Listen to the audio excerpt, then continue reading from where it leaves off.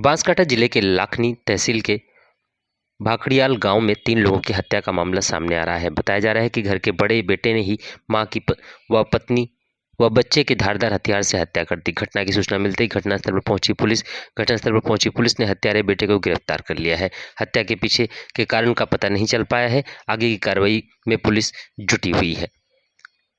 बांसकाठा मध्य प्रदेश से bureau head की report.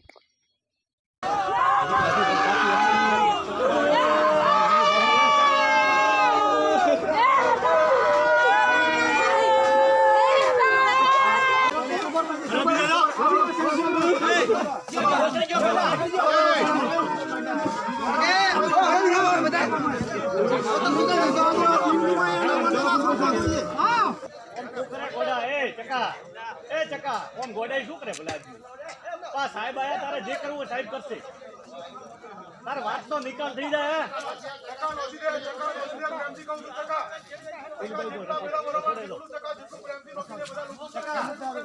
ચકા video